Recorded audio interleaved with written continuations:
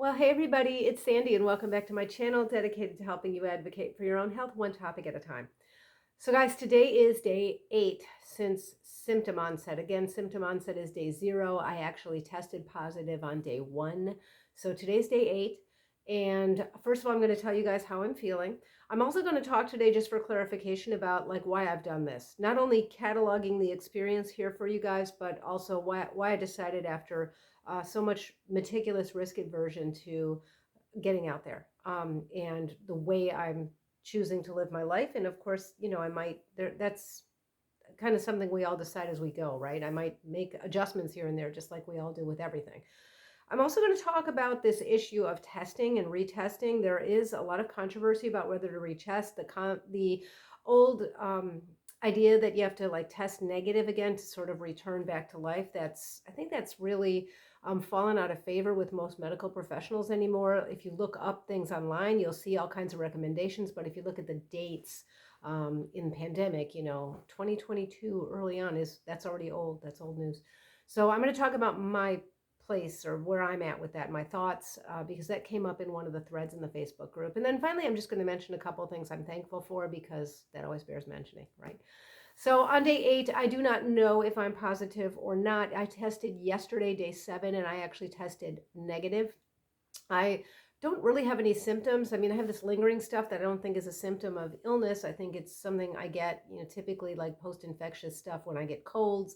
I often cough for weeks. I haven't had any of that. I'm just doing that kind of thing. Like I have a little post sinus drip and clearing my throat, although it's a lot better today than yesterday. It tends to get worse at the end of the day. I think lying down when you go to bed, like that's worse, but it is getting a little bit better every day so far. Thank God. I don't feel any symptoms of acute illness. I just feel tired. Now my husband's still testing positive and his symptoms are pretty much gone. He's maybe mildly tired if he thinks about it. I don't even know if he's sure. Yeah, so I was a little surprised yesterday. I've been very tired, and I decided let me do a test on day 8, and it was negative, and I actually couldn't believe it. I thought, is there the faintest line there, or am I imagining it? And I repeated it. I did another test that looked negative too, and then I decided, oh, maybe I've used enough Enivid. Maybe that skews the test somehow. So I waited several hours, did another test. So I tested negative yesterday. That's all I know. I feel very, very well, much better every day, but I am tired. And I started to get my head in that place of like worry yesterday on day 8, like, why am I so tired? Of course, I also, as I said, traveled 12 hours in a plane across 7 time zones, not to mention drove 4 hours after that. I mean, don't even get me started how bad this was. It was very hard. So I landed just a little over 48 hours ago. So, jet lag is a real thing too, and that is not easy when you're trying to heal. So, the fatigue it's different than just being tired. So it's something that sleep won't address. Like you can wake up first thing in the morning and think, oh, I feel so much better. I'm going to get up and do all these things. And then you get up, shower, get dressed, empty the dishwasher. And you're like, okay, I'm spent. I'm going to go sit down. That was like yesterday. Today, so much better. Did all kinds of things. Emptied the dishwasher. I had made yogurt last night in the instant pot and got that all ready. I did several loads of laundry. I did yoga. I did meditation. And I'm feeling quite well. So I think it is a little bit better each day, and I'm not going to get too worried about it. If tomorrow is like a step backwards, I think it can go 2 steps forward and 1 step back. Your body is not like a Swiss watch. And reading the literature that I did find on this, mild cases, 80% of people with mild cases have fatigue afterwards that lasts about 2 to 3 weeks. So I'm not letting my head go. I'm really not giving it the real estate in my head to start thinking like long COVID or anything like that. Again, I don't think I'd be moving in the right direction and getting so much better every day. So I'm very grateful for that.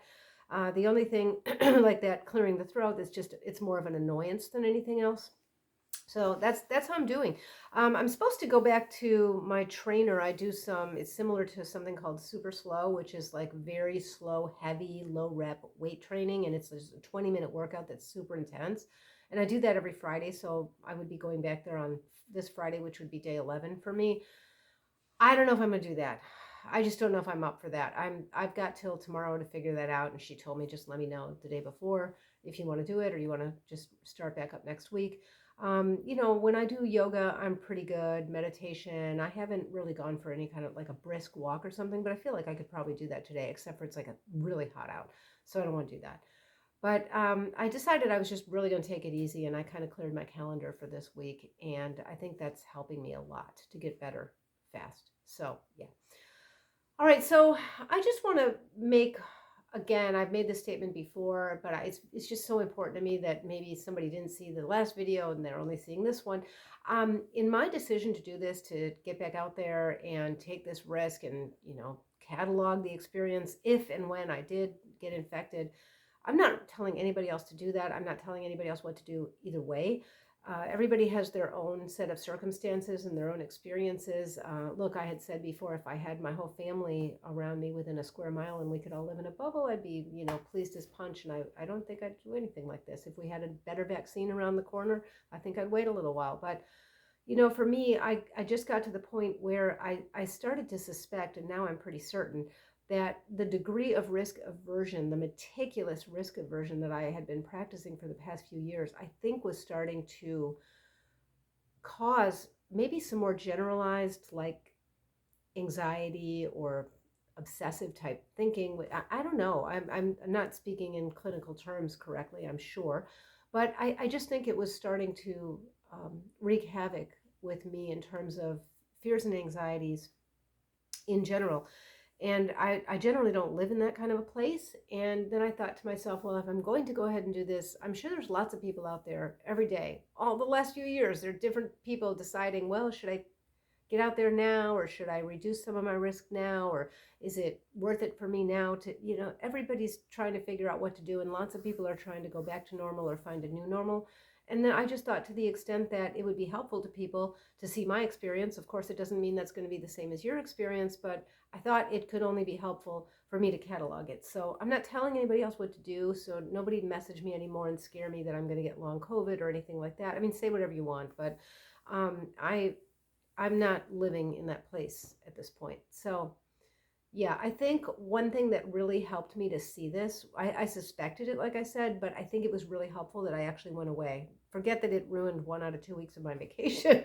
A lot of things got canceled. We were sitting around an apartment, but getting out of this place, my location, my surroundings with which I have associated this, for years now, I think helped give me a bird's eye view, and it helped me be more myself, like find myself, who I am when I'm not in that situation, if that makes any sense. And it was the strangest thing, because the first night we tested positive, or morning, I guess, normally it would have been more like me, if that had happened to me a few weeks ago, to just be very scared and perseverate on it and worry about it. And I just didn't. I took it as it came. I thought, okay, there's a positive test, and we'll see what happens. It's really mild right now. That's great. Let's see what gives. And I just didn't give the worrying a lot of real estate in my head. And I think that really helped me to figure out, just because I had this perspective like of me back in the States versus me where I was completely out of that environment. And it helped me kind of see how much things had really changed for me during this last few years. And it was very, very instructive. So that's just sort of in a nutshell, kind of why I decided to do this, and then why I decided to catalog it. Again, not trying to tell anybody else what to do. I also want to talk about the retesting, because I told you guys, okay, I tested negative yesterday. My husband still tested positive yesterday. So there was a discussion that came up in one of the threads in the Facebook group, and it was about, whether you're still contagious if you retest and the line is positive. So that is proving to be not as clear cut as people used to think. You'll find all kinds of things out there if you search, like literature. Oh, if there's a positive line, there's a good chance you're still contagious. You shouldn't be around people. But if you look, they're like from the latest at 2022, and that's already old news during this pandemic, right? So the current recommendation is that if you test positive, first of all, if you had no symptoms and you test positive, that's day 0. Other than that, symptom onset is day 0. So if you test on Tuesday and the next day, or if you start your symptoms on Tuesday and the next day you test, Tuesday is still day 0. And the test day is day 1, like me. And then you're supposed to be isolated for 5 days. And Most people are not infectious after 5 days. Now, is it the overwhelming majority? Probably not, but most people are not infectious anymore after 5 days, and apparently it's safe. It's deemed safe enough to then leave isolation and wear a mask. Yeah, I know, because so many people won't wear masks correctly or even a good mask, so that's ridiculous. But I know myself, so I knew to wear a respirator. I'm not worried about that from my perspective or my husband's perspective. And you're supposed to wear the mask through day 10. And after day 10, really, it's almost nobody is infectious anymore after day 10, even if they test positive, minus symptoms. So therein lies the issue where it's really fallen out of favor with a lot of medical professionals to even retest, because, like, what does the test mean? So I saw one study, and somebody asked me for the citation, and I have tried like crazy to find it. I'm determined to find it, and I will keep working on it. If I cannot find it, I read the study. I didn't even read an article about the study. I read the study itself, and the study was looking at long COVID, actually, because of the indictments on Paxlovid and whether it causes long COVID. And these researchers did a study and looked at people who had COVID but did not take Paxlovid. The entire study was a population sample of people not on Paxlovid. And what they did is they monitored symptoms, and they monitored the antigen tests for up to 4 weeks on these people. I think 4 weeks on everybody. And what they found was some people had symptoms come back and wax and wane. Some people had the test positivity come back and wax and wane. And a very, very small number of people had both. It seems that when you have both, then that's telling you something. That's like true rebound, that you're infectious again, and you start the 5-day isolation period over. So in other words, if your symptoms have gone away and you're past day 5, past day 10, and now symptoms start coming back, you start feeling sick again. It's a move in the wrong direction. At that point, yes, you would retest. And if it's positive, you can assume that you're experiencing rebound. And this is whether or not you're taking Paxlovid. Other than that, because of the study that I just mentioned, it seems highly speculative. You know, if you can follow people for 4 weeks and sometimes see waxing and waning, the test is picking up on some of the material that's still up in the nares, but that doesn't mean it's infectious material. It doesn't mean you've got live virus there that you're shedding. And as a matter of fact, the most infectious period is starting 2 days before you even have symptoms, so it's day -1. And until about 3 days into your symptoms. So that's a 5-day period, only 3 days of which you even know you're sick. And that's the time when you're really the most infectious. So by 5, you're really not very infectious. By 10, you're almost not infectious at all. Yeah, I mean, so why did I retest? Yeah, I don't know. I was curious. I have enough tests now that I'm probably going to have them expire before I can use them. And I thought might be helpful to catalog for you guys what's happening. So letting you know. So I tested negative on day 8. I am going to test again tomorrow just to see, for kicks. The older recommendation used to be 2 negative tests 48 hours apart. But I will not consider myself infectious unless I start to feel unwell again and see positive test return.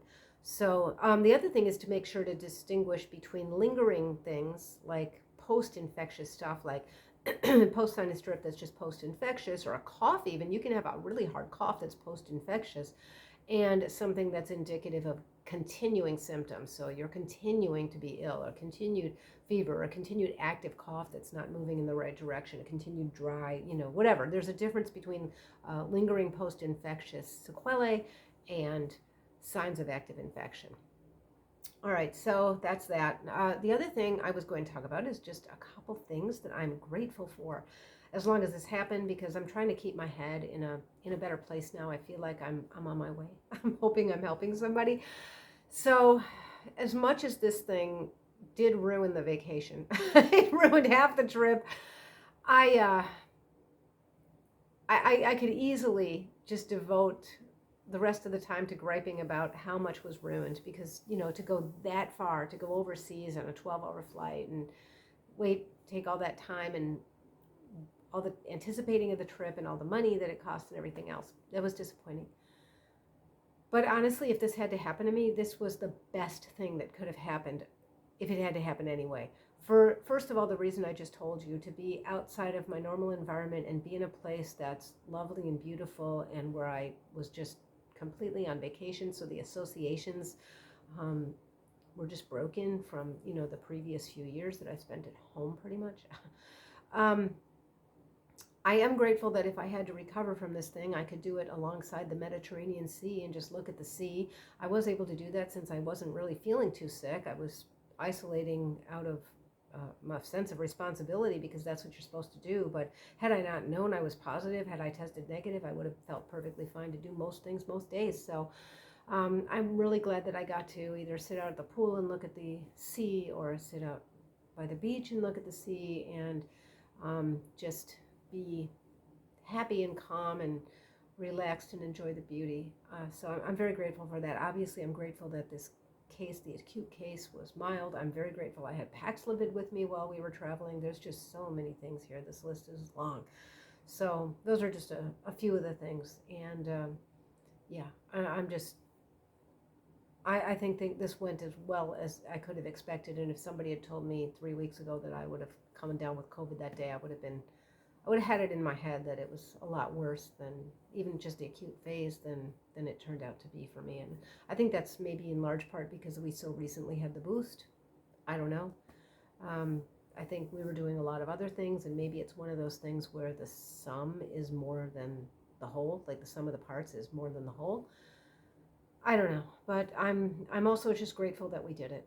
I'm grateful that I got past it. It was getting harder for me to figure out how to do it, and I think that the experience of being out and being with people and just traveling and stuff again was just it was really great. And this is where I want to live for now. Not to say I'm not going to kind of watch things and tweak it as I go, but this is where I'm living. No, I'm not going to be reckless, guys. I'm going to wear N95s in airports. I'm going to wear an N95 in a grocery store, which I don't even like to go into. Um, I don't feel like getting flus or colds or anything else either.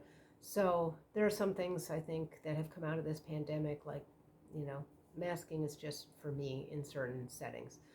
But I am no longer going to not socialize, even in groups and even in sometimes pretty large crowds. I'm going to partake, and that's a calculus everybody has to make for themselves. Fortunately, my spouse and I are on the same page about it.